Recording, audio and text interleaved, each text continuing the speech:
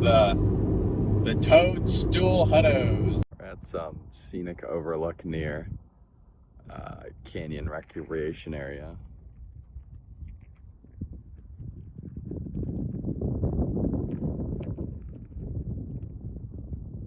So that giant area I showed you earlier is Glen Canyon National Recreation Area, kind of like Whiskey Town. There's a dam right here, Glen Canyon Dam. And I believe this feeds into the river, the Glen River, which creates Horseshoe Bend, which is really cool. I think there's a switchback roadway to come and drop your boat down if you want to go boating in the river.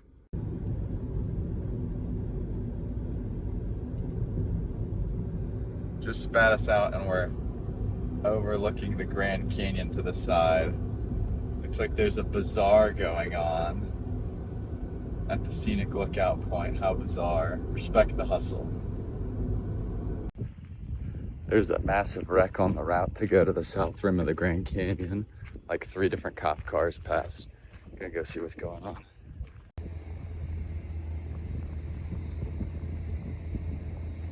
So there's a dirt road off the highway and some people we saw were driving it. So now there's a little caravan going around the traffic. So we'll see how this goes. I'm gonna pray a rosary for the 3 people that died in that gnarly car wreck back there. Lord be with the family. So we made it out to the other side. It spat us out on the other side of the wreck. So now we're at next stop, gas station, and then south rim of the Grand Canyon. Where all the people stop. About an hour away from the Grand Canyon. I love this mountain with the winding road, and the canyon's to my right, but you can't really see it.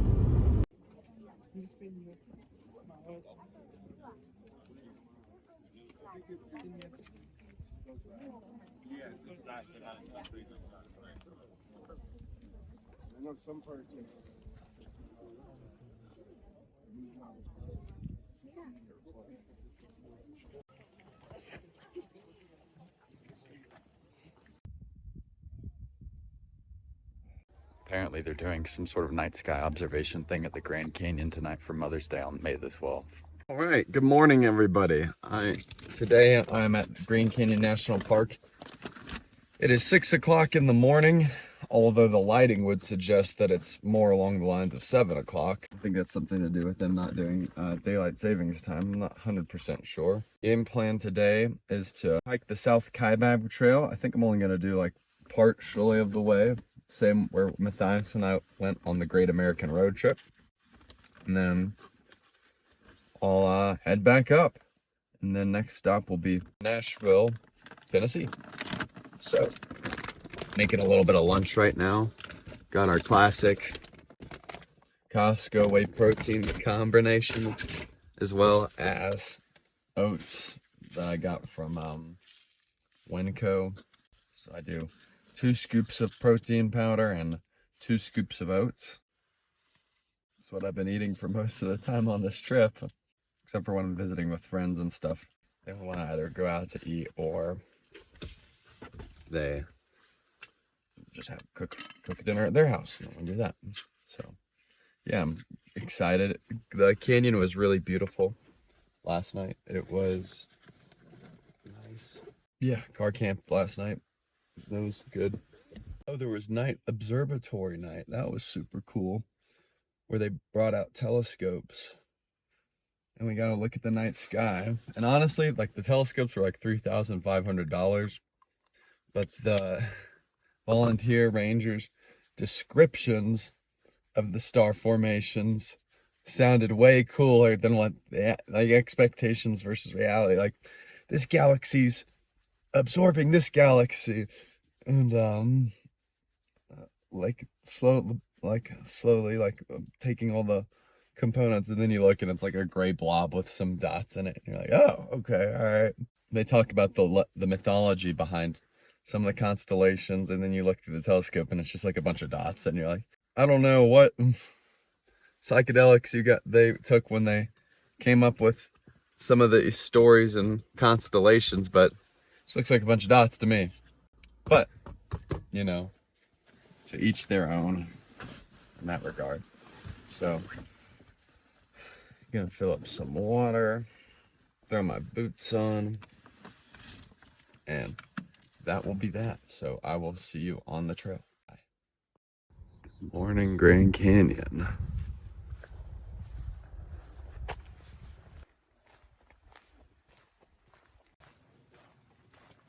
Morning. Good morning.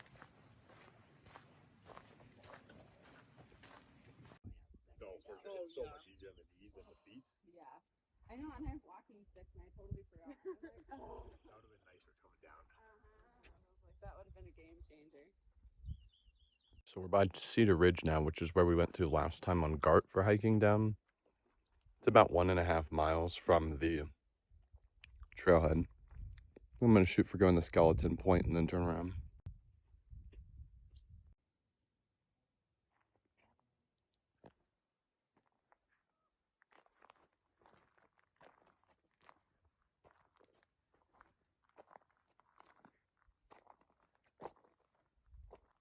It goes on and on and on.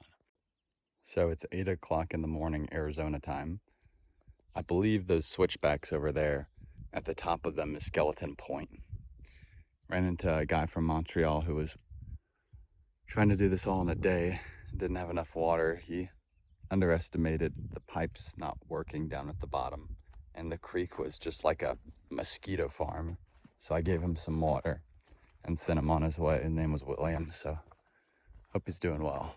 You can see the Colorado River down there. I'm right near Skeleton Point right now.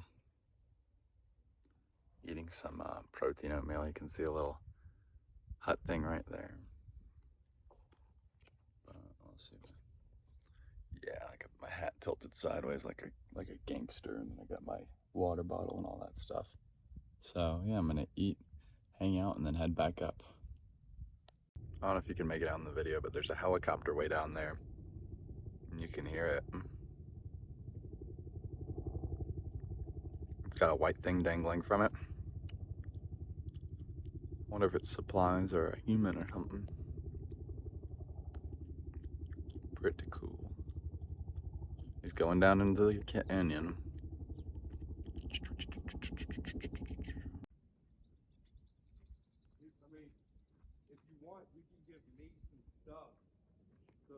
We're up at Skeleton Point right now. Or down at Skeleton Point. I guess depends on who you ask.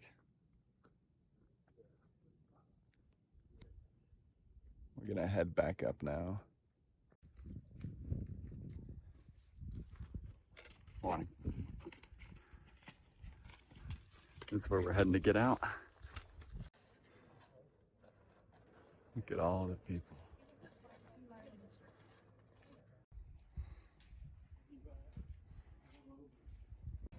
I don't like it because my chin.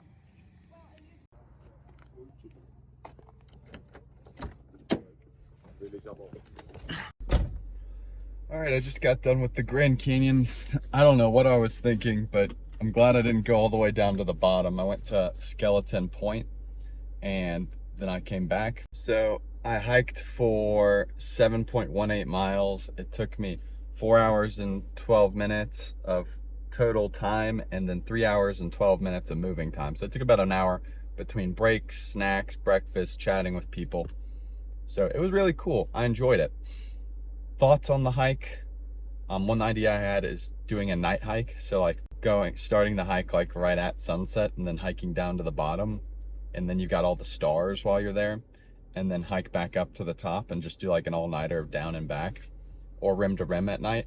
Because heat is a huge factor. Buck, the volunteer, told me that the best window to go to hike down is October to April. Because it's just as hot down in the bottom of the canyon as it is in Phoenix. So the further down you go, the more hot it becomes.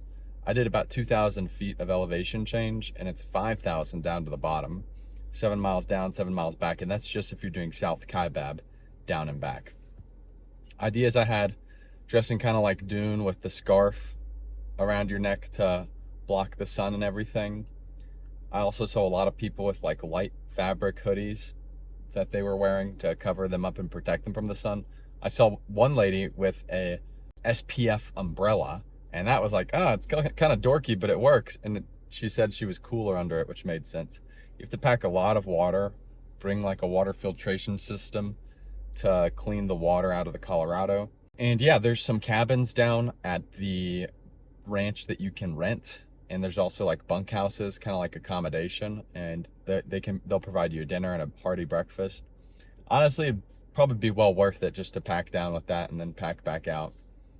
So that might be food for thought in the future. I saw one mom carrying a baby on her back, and I was like, mom of the year, woman after my own heart. I was that's I want to have one baby on my back and my wife to have another one on their back. Not to get weird or anything, but that was really cool. Lots of different people from different countries and nationalities. That was interesting. It's like the United Nations here. It's just a big hub.